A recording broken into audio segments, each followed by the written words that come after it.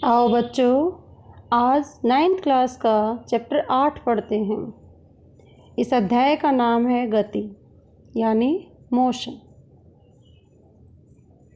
जैसा कि हम देखते हैं कि वस्तुएं दो स्टेट्स में होती हैं, या तो वो आरामदायक स्थिति में होंगी या गति में होंगी।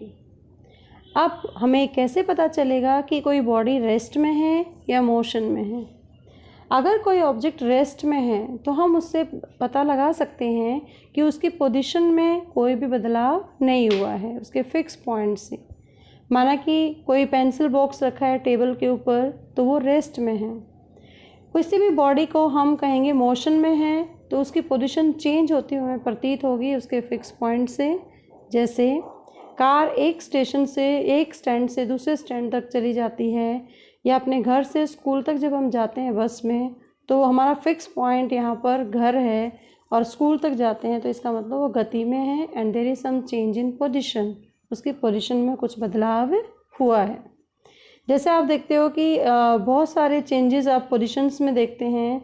जैसे कार और बसेज हैं जब रोड पे चल रही होती हैं तो दे आर इन मोशन, क्योंकि उनकी पोजीशन उनके कुछ फिक्स पॉइंट ऑब्जेक्ट्स हैं। जैसे कोई हाउस है पर्टिकुलर या कोई ट्री है, उसके अगर रिस्पेक्ट में हम देखेंगे तो उनकी पोजीशन में बदलाव आ रहा है।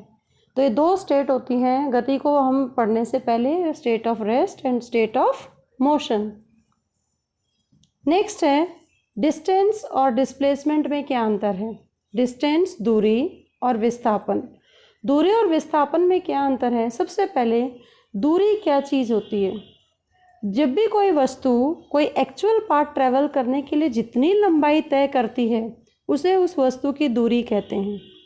और विस्थापन क्या है, वस्तु के जो इनिशियल है, जो प्रारंभिक बिंदु है या जो अंतिम बिंदु की जो शॉर्टेस्ट पाथ होता है, जो कम से कम उसने दूरी तय की, उसे उस वस्तु का विस्थापन कहते हैं।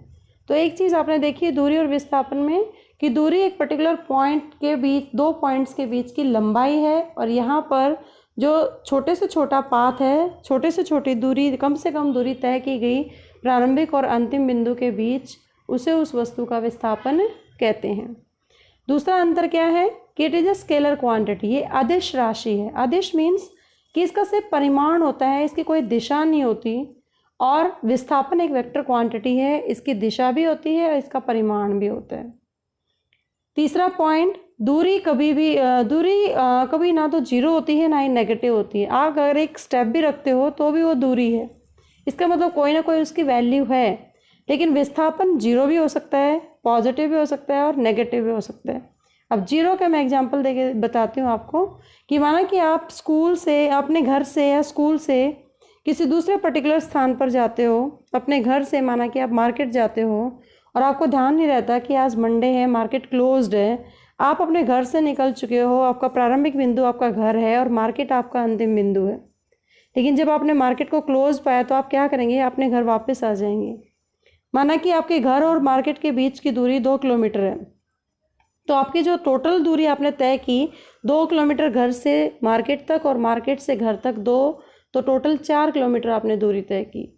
लेकिन अगर हम विस्थापन की बात करें तो जितने आप ए बी गए थे उसी वापस उसी दिशा में आगे बी ए, तो वहाँ पर डिस्प्लेसमेंट विस्थापन क्या होगा, जीरो, क्योंकि प्रारंभिक और अंतिम बिंदु एक दूसरे के ऊपर कॉन्साइन करते हैं और उनके बीच की शॉर्टेस्ट पाथ है वो उसमें जीरो है।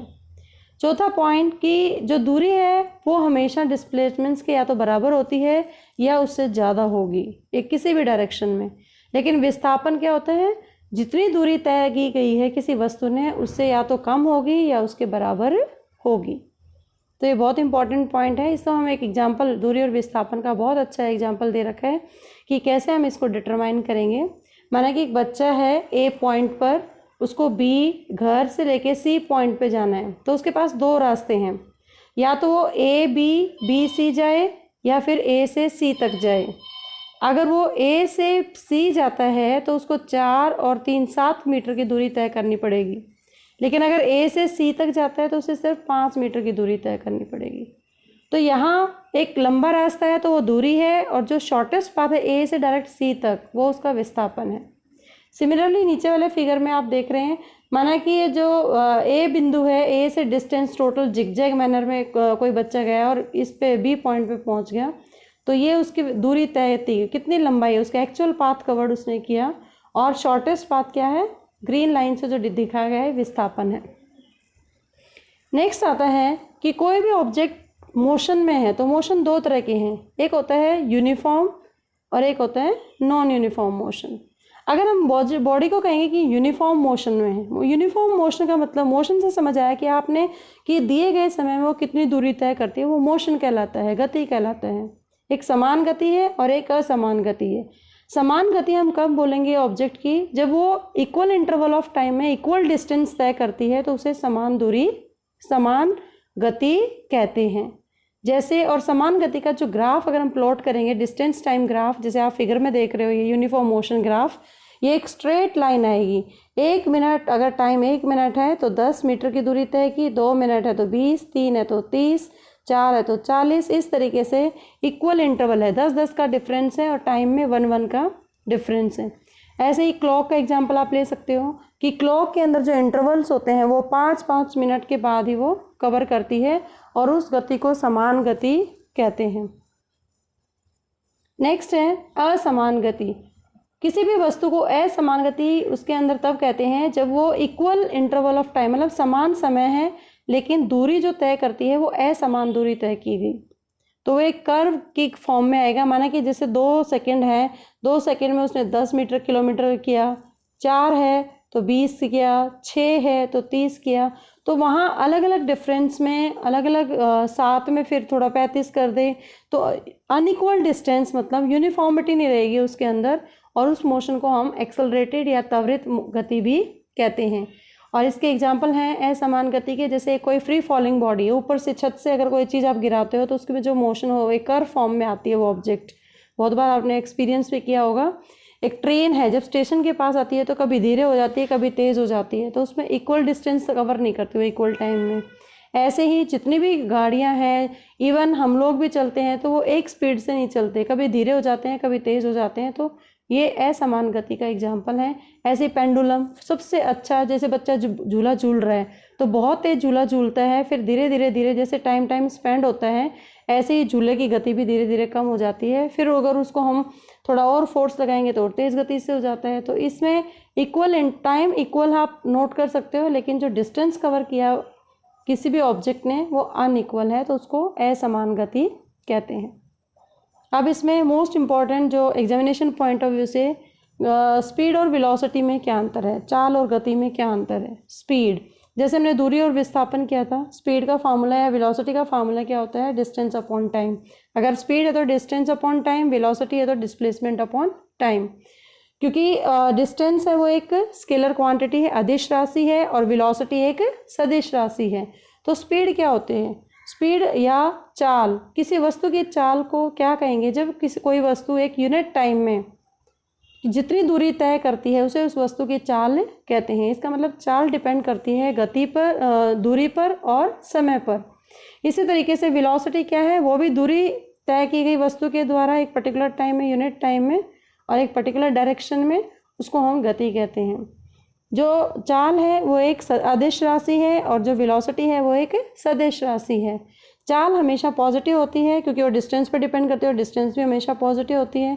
लेकिन डिस्प्लेसमेंट आपने देखा पीछे, विस्थापन, वो जीरो भी हो सकता है, पॉजिटिव भी और नेगेटिव भी। स्पीड हमें बताती है कि वस्तु की गति वो कितना फास्ट चल रही है, लेकिन वेलोसिटी ये भी बताती है कि वो किस डायरेक्शन में जा रही है और साथ साथ उसकी स्पीड भी बताती है। और फार्मूला क्या है, स्पीड बराबर है distance travel divide by time taken. Similarly velocity क्या है, displacement upon time taken. S क्या है, डिस्टेंस है, डिस्प्लेसमेंट, टी है टाइम, और वी क्या है, स्पीड या वेलोसिटी, और इसका ऐसा ही मात्रक है मीटर पर सेकेंड। नेक्स्ट है स्पीड और वेलोसिटी हमने पीछे पढ़ा, अब है एवरेज वेलोसिटी। एवरेज का मतलब क्या है, हमें औसत वेलोसिटी की क्या ज़रूरत पड़ी। जैसे कोई ऑब्जेक्ट है वो स्ट्रेट लाइन में चल रही है तो उसकी स्पीड और वेलोसिटी क्या है, इक्वल है, क्योंकि इसमें डायरेक्शन कहीं मैटर नहीं कर रही। लेकिन अगर ऑब्जेक्ट अपनी डायरेक्शन चेंज कर जाती है देन स्पीड और वेलोसिटी इक्वल नहीं होंगी। फॉर एग्जांपल, इन केस कोई ऑब्जेक्ट है जिसकी वेलोसिटी चेंज हो रही है यूनिफॉर्म रेट पर, तो एवरेज वेलोसिटी क्या होगा, उसकी इनिशियल और फाइनल। माना कि एक गाड़ी है वो 10 किलोमीटर प्रति घंटे की स्पीड से चल रही थी और जैसे ही ब्रेक लगाए तो 5 किलोमीटर प्रति घंटे की स्पीड से आ गई, तो उसकी औसत वेलोसिटी क्या है, initial plus final divide by 2, तो एवरेज निकल जाएगा इससे। इस तरीके से हम एवरेज वेलोसिटी है किसी भी ऑब्जेक्ट की निकाल सकते हैं। नेक्स्ट आता है त्वरण। त्वरण क्या है, एक्सेलरेशन। ये एक दूसरे से लिंक है, जैसे डिस्टेंस और डिस्प्लेसमेंट पे डिपेंड करता है वेलोसिटी और स्पीड, सिमिलरली एक्सेलरेशन डिपेंड करता है स्पीड या वेलोसिटी ऑफ द ऑब्जेक्ट पर। और त्वरण क्या है किसी भी ऑब्जेक्ट का, कि उस ऑब्जेक्ट के वेलोसिटी या गति में कितना चेंज है पर यूनिट टाइम। इसका फार्मूला होता है change in velocity upon time. Acceleration होता है final velocity minus initial velocity divide by time, और a equal to V minus U upon T. v होता है फाइनल वेलोसिटी मतलब अंतिम वेग, u होता है प्रारंभिक वेग, a होता है त्वरण और t होता है लिया गया समय। और ये जो त्वरण है, एक्सेलरेशन, एक वेक्टर क्वांटिटी है, सदिश राशि है जिसका SI मात्रक है मीटर पर सेकेंड स्क्वायर। अगर कोई वस्तु यूनिफॉर्म स्पीड से जा रही है तो उसकी एक्सेलरेशन हमेशा क्या होगी, ज़ीरो होगी। यूनिफॉर्म वेलोसिटी से अगर कोई वस्तु मूव कर रही है तो उसकी इनिशियल और फाइनल दोनों सेम होंगी एंड इस एक्सेलरेशन इज ज़ीरो। एक्सेलरेशन भी दो तरह की होती हैं, समान त्वरण और असमान त्वरण। समान त्वरण क्या होता है, माना कि कोई ऑब्जेक्ट स्ट्रेट लाइन में ट्रेवल कर रही है और उसकी वेलोसिटी इक्वल इंटरवल में, इक्वल इंटरवल ऑफ टाइम में इक्वल अमाउंट में चेंज हो रही है, उसको हम यूनिफॉर्म एक्सेलरेशन या समान त्वरण कहेंगे। जैसे फ्रीली फॉलिंग बॉडी, जैसे बच्चा है ऊपर से गेंद गिरा रहा है तो equal distance and equal interval of time अगर चेंज हो रहा है तो उसको यूनिफॉर्म एक्सेलरेशन या समान त्वरण। कोई बच्चा अगर बॉल को रोल करता है इंक्लाइन प्लेन पर, वो भी equal distance and equal interval of time जाएगा। तो जब हम वेलोसिटी टाइम ग्राफ प्लॉट करेंगे तो एक स्ट्रेट लाइन आएगी एंड स्ट्रेट लाइन हमें बताती है कि वो एक यूनिफॉर्म एक्सेलरेशन हो रही है। दूसरा है असमान त्वरण। अगर किसी वेलोसिटी, कोई वस्तु है अगर कुछ स्पीड से चल रही है, उसकी स्पीड में लगातार अनइक्वल अमाउंट में चेंज आ रहा है, असमान मात्रा में बदलाव आता है इन इक्वल इंटरवल ऑफ, और समान मात्रा में समय, जैसे 2, 4, 6 सेकेंड या मिनट्स का हम इंटरवल ले सकते हैं, तो उसको हम असमान त्वरण कहते हैं। जैसे ट्रेन है, या तो स्टेशन पे आ रही है या स्टेशन को छोड़ रही है, तो इसको नॉन यूनिफॉर्म एक्सेलरेशन है, उसकी स्पीड है वो धीरे धीरे कम ज़्यादा हो रही है, तो उसके अंदर कर्व शेप में ये वेलोसिटी टाइम ग्राफ आएगा और इसको हम असमान त्वरण कहते हैं। नेक्स्ट आता है एक्सेलरेशन भी पॉजिटिव और नेगेटिव होती हैं। पॉजिटिव मतलब धनात्मक। एक्सेलरेशन को हम पॉजिटिव कहेंगे जब वेलोसिटी इंक्रीज होगी तो एक्सेलरेशन पॉजिटिव होगी, और पॉजिटिव एक्सेलरेशन के लिए एक्सेलरेशन की डायरेक्शन और वेलोसिटी की डायरेक्शन सेम रहेगी। जैसे कोई कार है, अगर वो स्पीड अप हो रही है धीरे धीरे लगातार उसकी स्पीड इंक्रीज हो रही है तो उसका एक्सेलरेशन क्या है, पॉजिटिव। नेक्स्ट है नेगेटिव एक्सेलरेशन। अगर किसी ऑब्जेक्ट की वेलोसिटी कम हो जाती है तो उसको हम नेगेटिव कहते हैं। उसका दूसरा नाम रिटार्डेशन भी है या डे एक्सेलरेशन है। जैसे ड्राइवर है वो ब्रेक लगाता है गाड़ी पर, लगातार स्पीड से चल रही थी गाड़ी लेकिन कुछ सामने आ जाता है तो एकदम क्या करता है, गाड़ी पर ब्रेक लगाता है, तो उसको हम रिटार्डेशन या नेगेटिव एक्सेलरेशन कहते हैं। और नेगेटिव एक्सेलरेशन में क्या होता है, जो डायरेक्शन है एक्सेलरेशन की और वेलोसिटी की जो डायरेक्शन, वो दोनों क्या हो जाती हैं, अपोजिट हो जाती हैं। गाड़ी धीरे उड़ना शुरू हो जाती है और गाड़ी आगे मूव करती है। आपने कभी ध्यान दिया हो, जब हम गाड़ी पे ब्रेक लगाते हैं तो कुछ डिस्टेंस रखते हैं दूसरे व्हीकल के साथ। हमेशा हमें ब्रेक अप्लाई करने से पहले कुछ डिस्टेंस रखना चाहिए, क्योंकि अप्लाई करने के बाद ब्रेक गाड़ी थोड़ा मूव करती है आगे की तरफ और कुछ दूरी पर जाकर ही रुकती है। तो इतना डिस्टेंस बना के रखो कि ताकि वो दूसरी गाड़ी के साथ टकराए ना, क्योंकि जब हम ब्रेक अप्लाई करते हैं तो कार की जो एक्सेलरेशन होती है नेगेटिव होती है और कार का मूवमेंट आगे की तरफ होता है, तो वेलोसिटी और एक्सेलरेशन की डायरेक्शन दोनों विपरीत होती हैं। तो आज हमने पढ़ा गति के बारे में। इसमें गति क्या है, दो तरह की गति है, समान गति, असमान गति, दूरी, विस्थापन और स्पीड, वेलोसिटी, और हमने पढ़ा समान त्वरण, असमान त्वरण और positive acceleration, negative acceleration. I hope आपको ये फर्स्ट वीडियो चैप्टर 8 की बहुत अच्छे से समझ आई होगी। Thank you so much.